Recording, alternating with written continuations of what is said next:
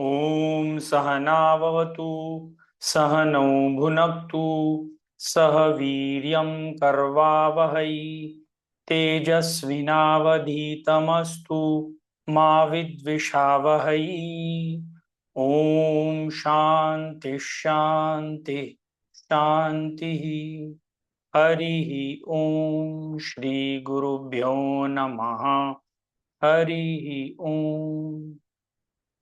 ॐ पार्थाय प्रतिबोधितां भगवता नारायणेन स्वयं व्यासेन ग्रथिता पुराणमुनिना मध्ये महाभारतम् अद्वैतामृतवर्षिणी भगवतीमष्टादशाध्यायिनीम् अम्ब त्वामनुसन्दधामि भगवद्गीते भवद्वेषिणी।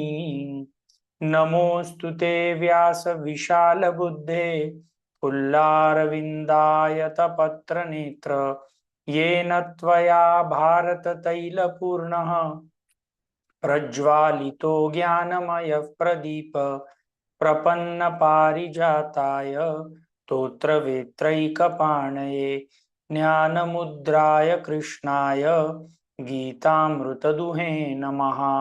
सर्वोपनिषदो गावो दोग्धा गोपालनन्दनः पार्थो वत्सः सुधीर्भोक्ता दुग्धं गीतामृतं महत्। वसुदेवसुतं देवं कंसचाणूरमर्दनं देवकी परमानन्दं कृष्णं वन्दे जगद्गुरुं। भीष्मद्रोणतटा जयद्रथजला गान्धारी नीलोत्पला शल्यग्राहवती कृपेण वहनी कर्णेन वेलाकुला अश्वत्थामविकर्णघोरमकरा दुर्योधनावर्तिनी सोत्तीर्णा खलु पाण्डवैरणनदी कैवर्तकः केशवः पाराशर्यवचः सरोजममलं गीतार्थगन्धोत्कटं नानाख्यानककेसरं हरिकथा सम्बोधनाबोधितम्। लोके सज्जन षट्पदैरहरः पेपीयमानं मुदा भूयात् भारत पंकजं कलिमलं प्रध्वंसि न श्रेयसे। मूकं करोति वाचालं पंगुं लंघयते गिरिं यत्कृपातमहं वन्दे परमानन्दमाधवम्। यं ब्रह्मा वरुणेन्द्र रुद्रमरुतः स्तुन्वन्ति दिव्यैस्तवैः वेदैर्साङ्गपदक्रमोपनिषदैः गायन्ति यं सामगाः। ध्यानावस्थिततद्गतेन मनसा पश्यन्ति यं योगिनो यस्यान्तं न विदुःसुरासुरगणा देवाय तस्मै नमः। अब तक हम लोग 12वें अध्याय में पहले 4 श्लोक कर चुके हैं और इन 4 श्लोकों में अर्जुन ने भगवान श्री कृष्ण को ये प्रश्न पूछा है कि 2 प्रकार के भक्त होते हैं, एक सगुण साकार की भक्ति करने वाले और एक निर्गुण निराकार की भक्ति करने वाले। इन दोनों भक्तों में कौन सा भक्त श्रेष्ठ है? अर्जुन ने सवाल ये इसलिए पूछा है क्योंकि उसे श्रेष्ठ भक्त बनना है। भगवान श्री कृष्ण इस प्रश्न का उत्तर देते हुए ये बोलते हैं कि चाहे सगुण साकार हो चाहे निर्गुण निराकार हो, जो व्यक्ति जो साधना सही से सतत मुझ में अपना मन लगा करके करता है वो मेरे पास ही पहुंचता है। पर सगुण साकार भक्ति निर्गुण निराकार भक्ति से ज्यादातर लोगों के लिए सरल होती है, क्योंकि इस भक्ति में किसी चीज का आधार रहता है। निर्गुण निराकार में इस भक्ति में क्योंकि कोई आधार नहीं रहता, तो इस प्रकार की भक्ति करने के लिए कठिनाइयां होती हैं। तो मैं ये 4 श्लोक एक बार रिसाइट करता हूं और फिर हम आज 5वें श्लोक से स्टार्ट करेंगे। एवं सतत युक्ता ये भक्तास्त्वां पर्युपासते ये चाप्यक्षरम अव्यक्तम तेषां के योग वित्तमाः। श्री भगवानुवाच मय्यावेश्य मनो ये मां नित्ययुक्ता उपासते श्रद्धया परयापेता ते मे युक्ततमा मताः। ये त्वक्षरम् अनिर्देश्यम् अव्यक्तं पर्युपासते सर्वत्र गमचिन्त्यं च कूटस्थमचलध्रुवम् सन्नियमेन्द्रियग्रामं सर्वत्र समबुद्धया ते प्राप्नुवन्ति मामेव सर्वभूतहिते रताः। तो आज हम 5वें श्लोक से शुरुआत करते हैं, जिसमें भगवान श्री कृष्ण अब निर्गुण निराकार भक्ति के बारे में बात करना शुरू करते हैं। क्लेशोऽधिकरतस्तेषाम् अव्यक्तासक्तचेतसाम् अव्यक्ता हि गतिर्दुःखम् देह देहवद्भिरवाप्यते। क्लेशः अधिकतरः तेषाम् अव्यक्ता आसक्त चेतसाम अव्यक्ता ही गति दुखम देहवद्भि अवाप्यते। तो भगवान श्री कृष्ण बोलते हैं, वैसे तो देखा जाए तो सगुण साकार भक्ति में भी दिक्कतें होती हैं और निर्गुण निराकार भक्ति में भी दिक्कतें होती हैं, पर निर्गुण निराकार भक्ति में सगुण साकार से दिक्कतें ज्यादा रहती हैं।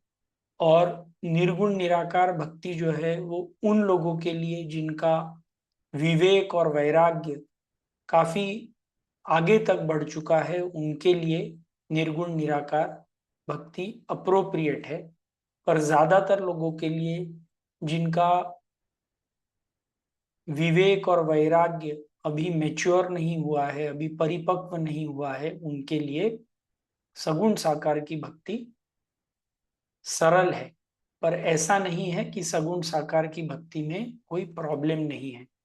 इसमें यदि कॉमन एग्जाम्पल देखा जाए तो यदि सगुण साकार भक्ति मतलब जो ज्यादातर लोग करते हैं, मंदिर में जाना, कहीं पूजा करना, ईश्वर के सामने दीप जलाना, ईश्वर की मूर्ति को साफ करना, ये सब सगुण साकार भक्ति है। किसी का कीर्तन करना, भजन करना। तो सगुण साकार भक्ति में साधारणतया जो हमारी इंद्रियां रहती हैं, जो वो नॉर्मल लाइफ में काम कर रही होती हैं, उसी काम को थोड़ा सा चेंज करके हमको ईश्वर की तरफ लेकर के आना रहता है। इसीलिए ये रिलेटिवली सिंपल है। पर रिलेटिवली सिंपल इसका मतलब ये नहीं है कि जो सगुण साकार भक्ति करता है उसे कोई दिक्कत नहीं होती। जिन जिन लोगों ने कभी ईश्वर के सामने अपना सर झुकाया होगा, कभी ईश्वर को फूल चढ़ाया होगा, कभी किसी मूर्ति को साफ किया होगा, तो कई बार ये सब चीजें करते हुए भी आपका ध्यान उस कार्य में न लग करके कहीं बाहर लगा रहता है। पर क्योंकि एक मूर्ति आपके सामने है, कोई किताब आपके सामने है, तो आपकी भक्ति को एक कोई सपोर्ट मिल जाता है। जैसे कोई अगर जिसको चलने में दिक्कत हो, तो उसको यदि आप एक वॉकिंग स्टिक दे दें, तो वॉकिंग स्टिक लेकर के उसको चलना सरल हो जाता है। पर यदि कोई ऐसा व्यक्ति है जो बहुत ही परफेक्ट चल लेता है, जो मान लीजिए एक रस्सी के ऊपर चल लेता है, तो उसको किसी सपोर्ट की जरूरत नहीं होती। सिमिलरली ज्यादातर लोगों की जो पंचेंद्रियां हैं वो इतनी कंट्रोल्ड नहीं रहती, सब जगह बाहर भागते रहती हैं। तो मूर्ति के सामने भी जब आप खड़े होकर के पूजा करते हैं तो कई बार मन में कोई दूसरे विचार चल रहे होते हैं कि आज ऑफिस में क्या करना है, आज काम पे क्या करना है, आज इसने मुझे ऐसा बोला था, आज इसने मुझे वैसा बोला था। तो ऐसा नहीं है कि सगुण साकार भक्ति जो करते हैं उनके लाइफ में कोई दिक्कतें आती नहीं है, उनकी साधना में कोई दिक्कत नहीं आती, दिक्कतें उनको भी आती हैं। पर यदि आप किसी को बोलें कि आंखें बंद करके आप ध्यान करो, और ध्यान भी किसी मूर्ति के ऊपर नहीं, किसी शब्द के ऊपर नहीं, सब बाहर की इंद्रियों के जो सब्जेक्ट्स हैं वो सब निकाल दिए जाते हैं, तो ये करना ज्यादातर लोगों के लिए संभव नहीं हो पाता। तो सगुण साकार भक्ति में हमारी जो पंचेंद्रियां हैं वो ईश्वर की भक्ति में एक्टिवली उनका उपयोग किया जा सकता है। इसीलिए सगुण साकार भक्ति रिलेटिवली लोगों के लिए इजी रहती है। निर्गुण निराकार भक्ति, क्योंकि इस भक्ति में कोई अवलंबन नहीं रहता, कोई सपोर्ट नहीं रहता, इसीलिए ये भक्ति सिर्फ उन लोगों के लिए कंफर्टेबल है जिनका विवेक और वैराग्य कुछ लेवल तक आगे बढ़ चुका है, जिनका विवेक वैराग्य, जिनका सेंसरी ऑर्गन्स के ऊपर कंट्रोल बहुत अच्छा नहीं है, उनके लिए जो इजी भक्ति है वो सगुण साकार की भक्ति ज्यादा इजी मानी गई है। पॉइंट जो इसमें बोला है, अव्यक्ता ही गतिर दुखम देहवद्भिर अवाप्यते। तो जो लोग अपने देह से, जो जिनको देहाभास बहुत ज्यादा है, जनरली आप देखें कि जो लोग अपने शरीर के ऊपर बहुत ज्यादा ध्यान रखते हैं, मैं मोटा हूं, मैं पतला हूं, मैं कैसा दिखता हूं, मेरे बाल कैसे हैं, मेरा चेहरा कैसा दिखता है, उन लोगों को आंखें बंद करके बैठना रिलेटिवली थोड़ा डिफिकल्ट रहता है। एक ऐसा व्यक्ति जो जिसका अपने कंफर्ट लेवल के ऊपर, जिसका बाहर के कंफर्ट के ऊपर कुछ इतना ध्यान नहीं है, उसको निर्गुण निराकार भक्ति करना थोड़ा रिलेटिवली सिंपल रहता है। जिसकी इंटेलेक्ट, जिसका दिमाग बहुत ज्यादा डेवलप्ड नहीं है, उसको भी निर्गुण निराकार भक्ति करना थोड़ा सिंपल रहता है। पर कोई यदि अपने बॉडी के प्रति, जिसका देहाभास बहुत ज्यादा स्ट्रांग है, उसको यदि आप ध्यान करने के लिए बिठाएंगे तो उसको अलग अलग आवाजें सुनाई देंगी। अगर एक मच्छर आएगा, एक मक्खी आ जाएगी, तो उस एक मच्छर या एक मक्खी से इतना ज्यादा डिस्टर्ब हो जाएगा। किसी दूसरे की आवाज आ जाती है तो उस आवाज से ज्यादा डिस्टर्ब हो जाएगा। तो कुल मिला के निर्गुण निराकार भक्ति ज्यादातर लोगों के लिए बहुत डिफिकल्ट रहती है।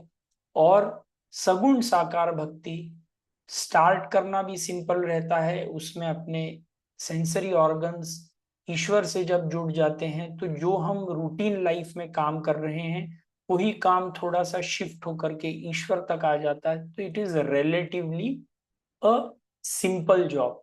जैसे एक इंडियन खाना बनाने वाले को आप सडनली यदि बोल दे कि आपको थाई खाना बनाना है, तो उसको बड़ा डिफिकल्ट जाएगा। पर अगर इंडियन खाने वाले को बोले कि आप महाराष्ट्रियन खाने की वजह आप थोड़ा पंजाबी टाइप का खाना बना दो, तो वो शिफ्ट जो है वो रिलेटिवली सिंपल रहता है। Shift is not so very difficult. तो सिमिलरली सगुण साकार जो भक्ति है वो हम लाइफ में जो चीज कर रहे हैं उसमें सेंसरी ऑर्गन्स यूज कर रहे हैं, वही सेंसरी ऑर्गन्स जो हम रोजमर्रा की चीजें कर रहे हैं वो ईश्वर के प्रति डायरेक्ट करना होता है। तो it is relatively simple, not that कि उसको इस पद्धति में कोई प्रॉब्लम्स नहीं आते। तो अब अगर निर्गुण निराकार भक्ति में इतने प्रॉब्लम है, सगुण साकार भक्ति रिलेटिवली सिंपल है, तो भगवान अगले 2 श्लोकों में सगुण साकार भक्ति कैसे करनी है ये 2 श्लोकों में बताते हैं। तो ये हम दोनों श्लोक साथ में करेंगे। ये तु सर्वाणि कर्माणि मयि सन्न्यस्य मत्पराः अनेन्ये अनेन्यैवे अनेन्यैवे योगेन मां ध्यायन्त उपासते तेषामहं समुद्धर्ता मृत्यु संसार सागरात् भवामि न चिरात् पार्थ मयि आवेशित चेतसाम्। ये तु सर्वाणि कर्माणि मयि सन्न्यस्य मत्पराः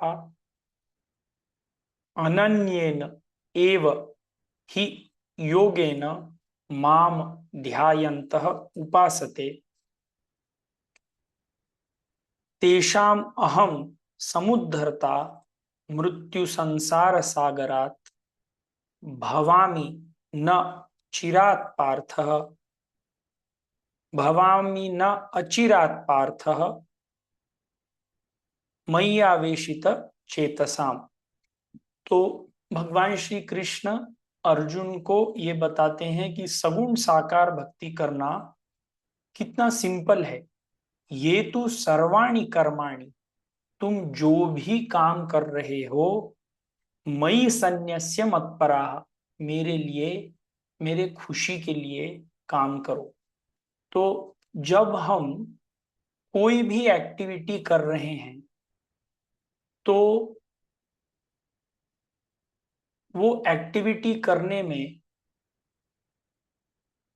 अगर इंटेंशन अच्छा है, जैसे मान लीजिए आप पैसा कमा रहे हैं और इंटेंशन ये है कि पैसा कमा करके मैं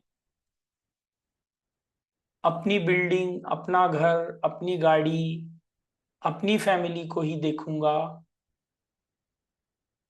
ये एक इंटेंशन हो सकता है।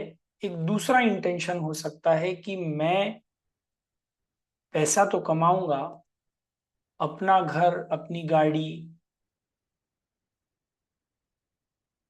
अपने लिए भी काम करूंगा, पर उसके साथ मैं सोसाइटी के लिए भी कुछ काम करूंगा। तो when you are thinking about the whole society and you are also a part of society, तो indirectly you are working for God।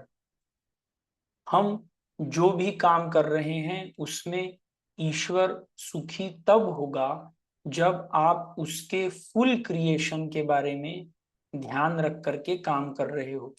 जैसे एक फैमिली में अगर 4 लोग हैं और मान लीजिए एक भाई कमाने वाला है और वो सिर्फ अपने लिए ही सब चीजें कमाता है, ये एक पिक्चर हो सकती है। और दूसरा, वो कमा करके सब लोगों में शेयर करता है, तो अगर सब में शेयर करेगा तो the family will be relatively more happy, more stable. पर अगर सब चीजें खुद के लिए ही करेगा तो it is something very selfish. तो ये तू सर्वाणि कर्माणि, सब काम कर रहे हो, यदि खाना पका रहे हो तो उसकी याद में खाना पकाओ। इसका एक और अर्थ हो सकता है कि जो भी हम काम कर रहे हैं, यदि वो फोकस्ड रूप से काम किया जाए, हम जो कर रहे हैं उसमें हमारा पूर्ण रूप से अटेंशन हो, तो वो भी it is a divine work. Chapter number 2 में भगवान श्री कृष्ण ने योगस्थः कुरु कर्माणि संगम त्यक्त्वा धनंजय, कि जो भी हम काम करते हैं उसमें जब हम फोकस्ड होकर के काम करते हैं और उस काम के रिजल्ट के प्रति अटैचमेंट छोड़ देते हैं, तो then also this work is divine. तो इस स्टेटमेंट के बहुत सारे अलग अलग अर्थ हो सकते हैं। अनन्येन एव योगेन माम ध्यायन्त उपासते, तो बोलते हैं कि तुम जो भी कर रहे हो, तुम जिस भी कार्य क्षेत्र में काम कर रहे हो, वो किसी भी कार्य क्षेत्र में मुझको याद करके तुम काम करते जाओ। तो this is also one way of साकार भक्ति। ये अगर कंपैरिजन एंड कॉन्ट्रास्ट करें तो जो निराकार भक्ति है उसमें, क्योंकि हम ईश्वर का रूप देखेंगे ही नहीं, ईश्वर को साकार मानेंगे ही नहीं, तो ये सब चीजें करना, किसी के लिए काम करना, किसी के लिए भजन बोलना, किसी के लिए डोनेशन करना, ये सब चीजें चली जाएंगी। तो ऐसे व्यक्ति के लिए भक्ति डिफिकल्ट हो जाती है। इसके बाद भगवान श्री कृष्ण सगुण साकार भक्ति में वो उस भक्त के लिए क्या करते हैं ये बता रहे हैं। This is a very big eye opener for all. कई बार लोगों को लगता है कि सगुण साकार भक्ति जो है it is somewhat inferior to निर्गुण निराकार भक्ति। तो सेकेंड श्लोक नंबर 7 में भगवान श्री कृष्ण बोलते हैं, तेषामहम समुद्धरता मृत्यु संसार सागरात। तो ऐसे भक्त जो मेरे लिए पूरे अर्पित होकर के काम करते हैं, उनकी पूरी रिस्पॉन्सिबिलिटी, तेषाम अहम समुद्धरता, मैं उनका उद्धार करता हूं मृत्यु संसार सागरात, इस मृत्यु, इस लाइफ एंड डेथ की साइकिल से मेरी रिस्पॉन्सिबिलिटी है उनको यहां से बाहर निकालना। पर जो निर्गुण निराकार की जो भक्ति करते हैं वो, क्योंकि अपने विवेक और वैराग्य के ऊपर डिपेंड करते हैं, तो उनको बहुत ज्यादा एफर्ट करना पड़ता है। जैसे चैप्टर नंबर 2 या 3 में ये श्लोक आता है कि ईश्वर को प्राप्त करने के लिए आपको यदि बहुत ज्यादा एफर्ट करने पड़ रहे हैं तो it is like you are trying to get knowledge, you are trying to get the discrimination। पर इसमें भगवान श्री कृष्ण बोलते हैं कि ऐसे व्यक्ति को जो मेरे ऊपर डेडिकेट होकर के काम कर रहा है, तो इसको ज्ञान देने का, इसको वैराग्य देने की रिस्पॉन्सिबिलिटी मेरी हो जाती है। इसमें काफी एक फेमस स्टोरी आती है कि आदि शंकराचार्य जी के कुछ शिष्य थे, जिसमें से एक शिष्य टोटकाचार्य शायद उनका नाम था, वो बहुत ही मतलब इंटेलिजेंट नहीं थे, बहुत डल थे। तो आदि शंकराचार्य जी जब अपने शिष्यों को कुछ सिखाते थे तो ये इनको कुछ चीजें समझ में नहीं आती थी, और बाकी के शिष्य जो हैं वो सब लोग इस शिष्य की बहुत हंसी उड़ाते थे कि इसको तो कुछ समझ में नहीं आता, आप जो भी लेक्चर देते हैं ये इतना मूर्ख प्रकार का व्यक्ति है कि इसको कुछ समझ में नहीं आता। एक दिन जब आदि शंकराचार्य जी ने ये सब सुना तो उनको ऐसे लगा कि इसका प्रेम मेरे प्रति इतना ज्यादा है। और फिर आदि शंकराचार्य जी की कृपा से इस व्यक्ति को, जिसने कोई भी ग्रंथ नहीं पढ़ा था, कोई भी लेक्चर सुनने की इसमें योग्यता नहीं थी, सिर्फ एक जो योग्यता थी कि उसका आदि शंकराचार्य जी के प्रति प्रेम बहुत था, उसको अल्टीमेट नॉलेज, उसको ये पता चल जाता है कि वो एक छोटा सा शरीर नहीं, वो एक ब्रह्म है। एंड आउट ऑफ द 4 शिष्या he is the first one to realise this. ऐसा ही यदि हमारा हमारे गुरु के प्रति एक निष्ठा से भक्ति और प्रेम होता है तो हमको कोई और ग्रंथ की, कोई और सपोर्ट की जरूरत नहीं होती। फिर वो गुरु की रिस्पॉन्सिबिलिटी रहती है कि वो आपको आपकी ट्रू आइडेंटिटी को रियलाइज करवाए। और ये एक निष्ठ होना relatively is more simpler than निर्गुण निराकार भक्ति।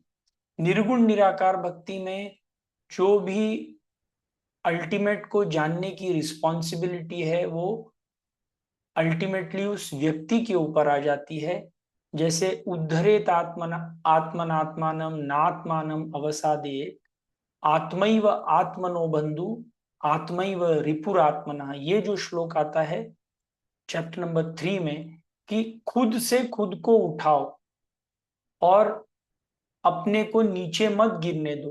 पर इसमें भगवान श्री कृष्ण बोलते हैं कि ऐसे व्यक्ति को जो मेरे प्रति पूरी श्रद्धा रखता है, उसकी रिस्पॉन्सिबिलिटी, उसको नहीं गिरने देने की रिस्पॉन्सिबिलिटी भी मेरी हो जाती है।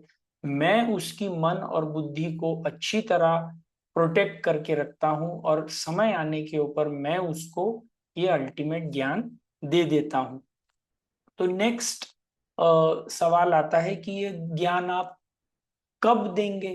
तो बोलते हैं भवामि न चिरात पार्थ मय्यावेशित चेतसा। तो बोलते हैं बहुत जल्दी, एज सुन एज इस सगुण साकार व्यक्ति की जब साधना मैच्योर हो जाती है, तो बहुत जल्दी ये ज्ञान मैं उसको दे देता हूं। और क्यों देता हूं? मय्यावेशित चेतसा, क्योंकि इसने अपनी पूरी जिंदगी, पूरा मन, पूरी बुद्धि मेरे में लगा करके रखी है। तो अगर इसने मेरे में सब चीज लगा करके रखी है, तो ये मेरी रिस्पॉन्सिबिलिटी है, it is my moral responsibility to get him liberated. तो सगुण साकार भक्ति में हम यदि अपने गुरु की, अपने इष्ट की एक निष्ठ होकर के भक्ति करते हैं, तो गुरु की रिस्पॉन्सिबिलिटी हो जाती है, आपके इष्ट की रिस्पॉन्सिबिलिटी हो जाती है कि वो आपको इस संसार सागर से बाहर निकाल करके आए।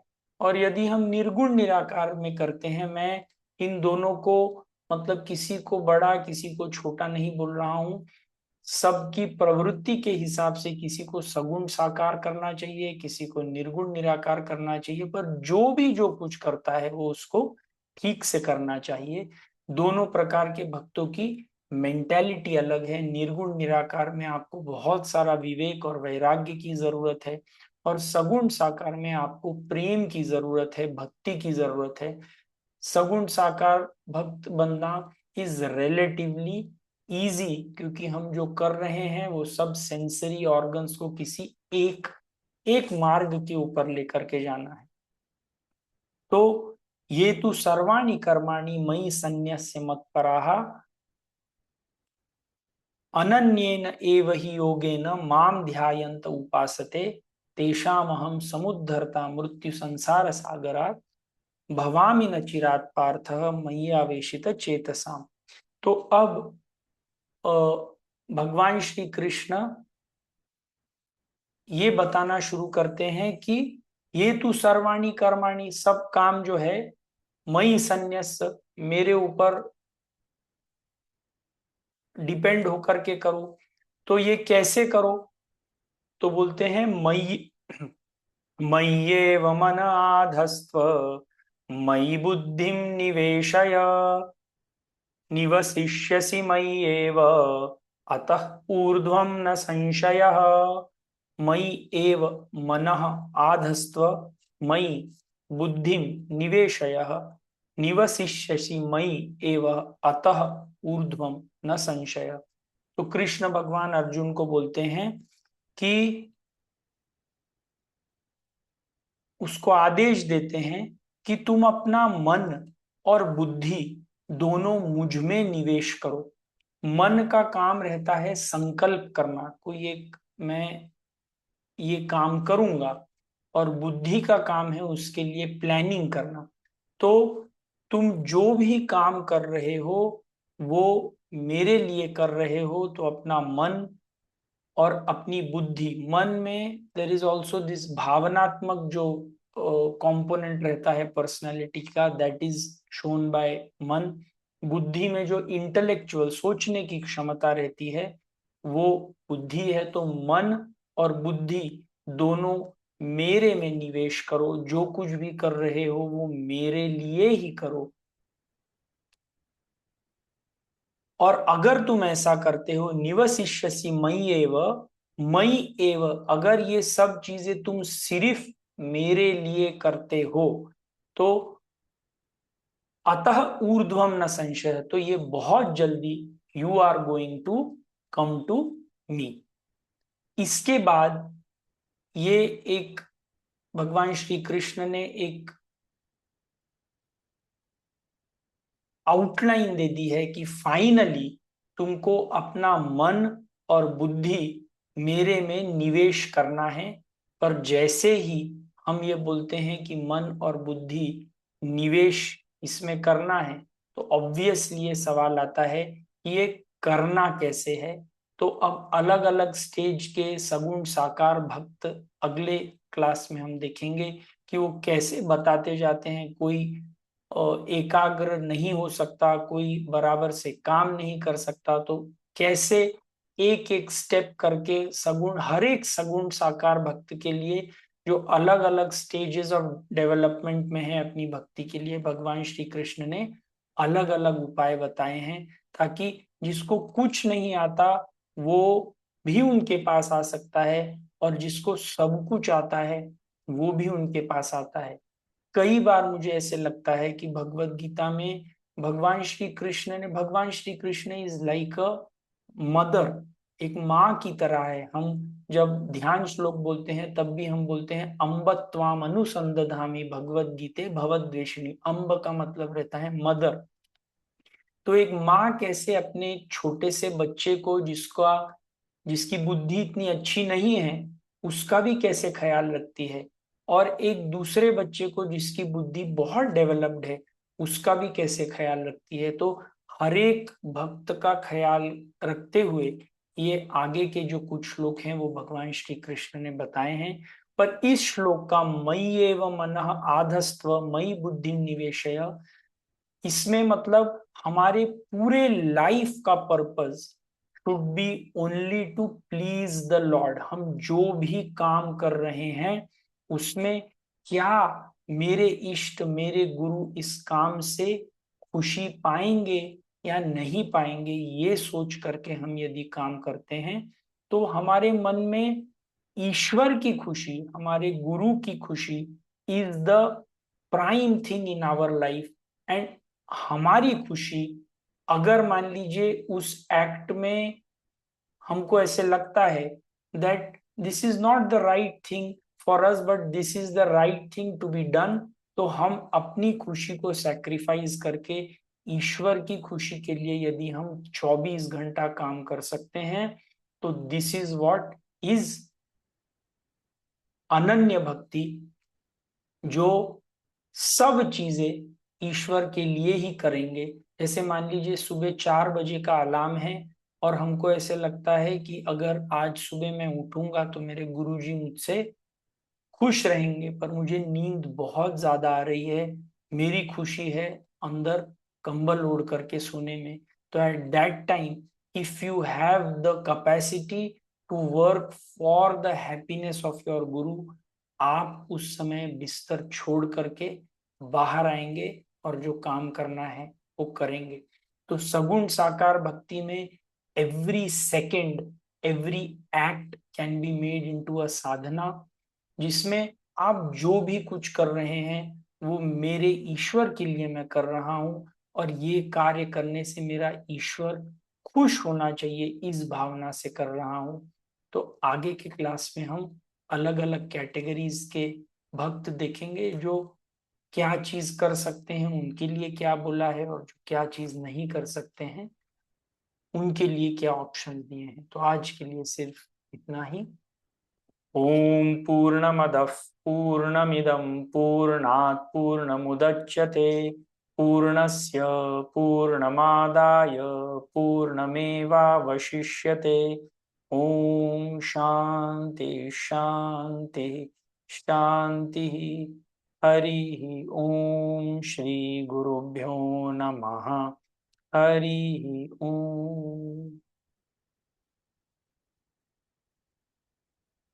मैंने एक व्हाट्सएप चैनल भी स्टार्ट किया है जिसमें हम भगवत गीता के अलग अलग प्रकार से छोटे शॉर्ट्स दे रहे हैं, जो मैं यूट्यूब पर भी पोस्ट करता हूं। तो यदि आप लोग चाहें तो उस चैनल को भी ज्वाइन कर सकते हैं।